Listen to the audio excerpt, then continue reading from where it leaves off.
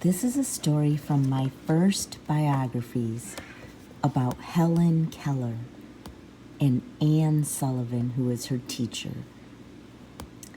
A child who could neither see nor hear was taught by a patient teacher.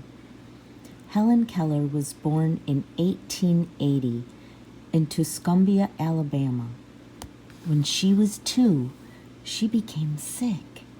As a result, she lost her sense of sight and her sense of hearing. Because Helen couldn't hear, she couldn't speak. She lived in a dark world of her own until she was 7 years old. Then, a 20-year-old teacher, Anne Sullivan, who was born in 1866, came to live with Helen and her family. Anne Sullivan also had been blind as a child, but she had been operated on and could see better, though not perfectly. Anne taught Helen by spelling words on her hand.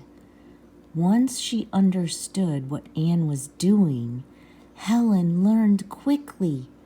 She learned to read and write Braille. Braille is a system of writing for the blind that uses raised dots. She also learned to read faces.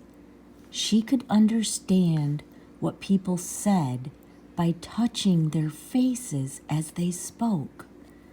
She learned to write on a special typewriter. By the time she was 16, Helen Keller had learned to speak, though she was hard to understand. Helen Keller was tutored in high school classes and went to Radcliffe College, then the Women's College at Harvard University. Anne Sullivan went with her. In 1904, Helen Keller graduated with honors. For the rest of her life, Helen Keller helped others with physical disabilities. She traveled to other countries and she gave speeches. She also wrote books and received many honors. In The Story of My Life, Helen Keller wrote about her love for books. She said, "No barrier of the senses shuts me out from my book friends.